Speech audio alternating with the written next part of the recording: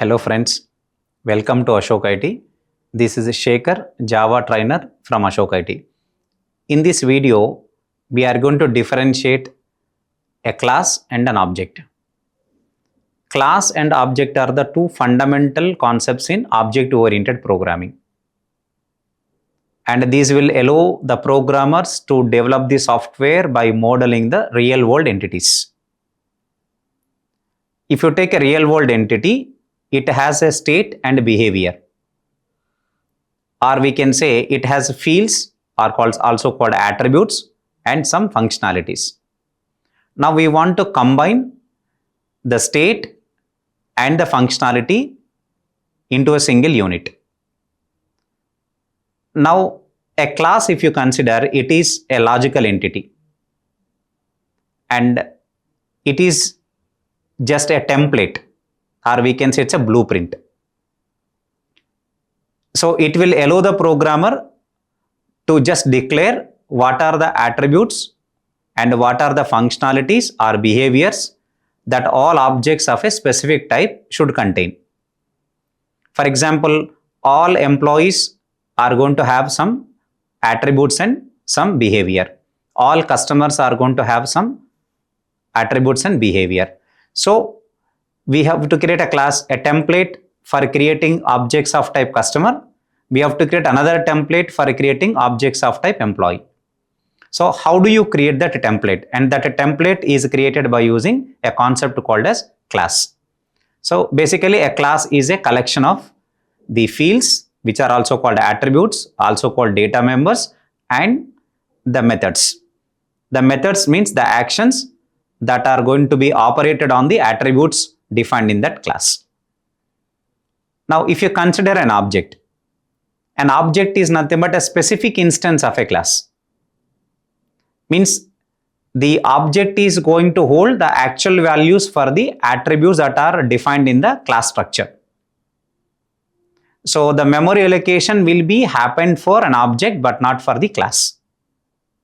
If once a template is created, using that template, we can able to create one or more instances. So those instances can also be called as objects. And if at all you want to create an object, then you should follow a syntax like class name, object name equal to new class name. Basically, it has four parts. The syntax has four parts. And here the first part of the syntax is class name. And this class name declares that this is a variable which can hold an object of this class type. This object name is nothing but it's the second part, and this is the actual name that we are providing for the reference variable which can hold the memory address of this particular class. And new is a keyword which is a third part, and this will actually perform the crucial part called allocating the memory for the object in heap memory. So it will allocate the memory that is enough for all the instance variables that are created in the class. And the fourth part, this is actually called constructor call. And this constructor call is to initialize the object.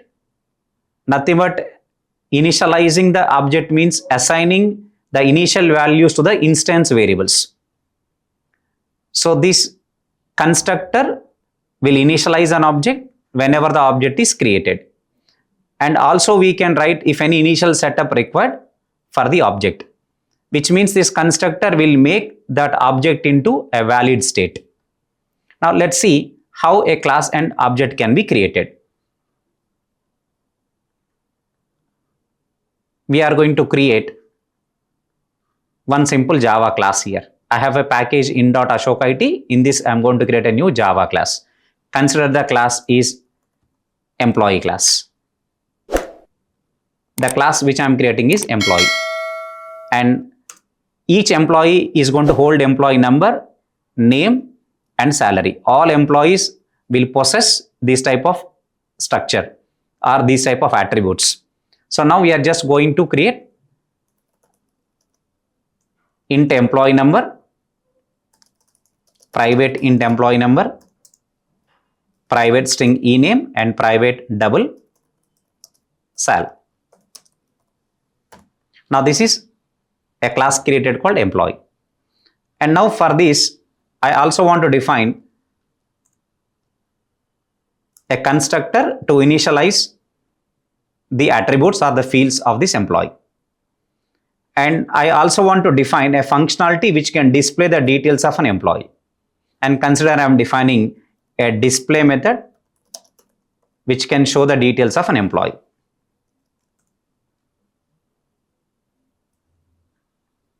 Now this is a simple Java class we have created called employee.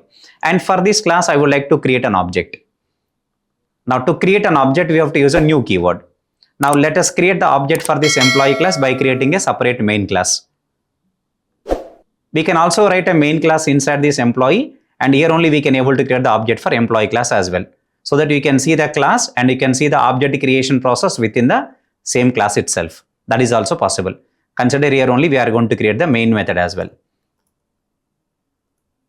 And now we want to create an object for employee. I have created employee E1 is the reference variable. So basically this employee tells this is the first part, which is the class name, and this class name tells this reference variable can store or can hold an object of which type. Okay, that is actually the class name. Next, this is the name given to the reference variable which can store the memory address of the object created for this class. And actual memory allocation will be happen with the new keyword. This is a crucial part in this object creation statement, and it will allocate the memory which is enough for holding all the instance variables of the class that are declared in the class structure. And the next one is called constructor call, and this is making a call to the constructor, and this constructor is to initialize the instance variables. Nothing but setting the initial values to the instance variables and making the object into a valid state. Now once the object is created, now we just want to display the details of the object. Then we can call the method e1.display.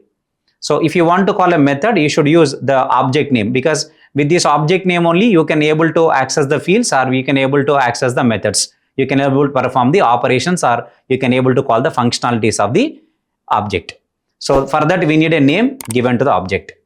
If suppose you have created without storing the object in a reference variable, then that is going to be called as anonymous object, which is basically called a nameless object. So currently it is an object I have created called E1, and let's try to run this program and check the output here.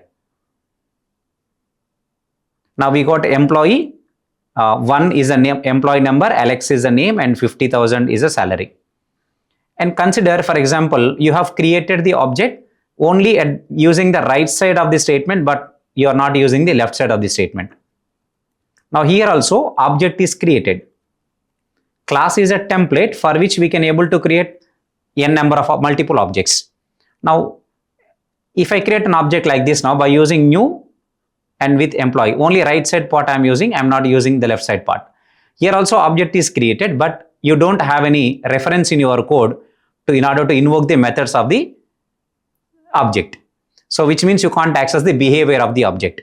And this type of object has a name which is called anonymous object.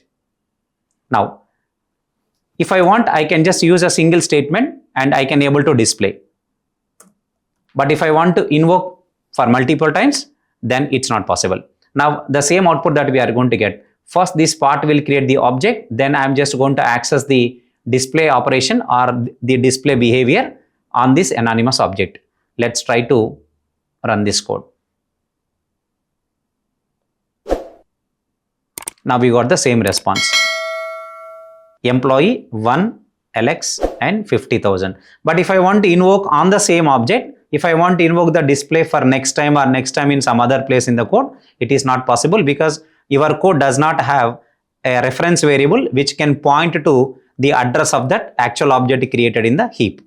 So this is how anonymous object can be created. Thank you for watching it.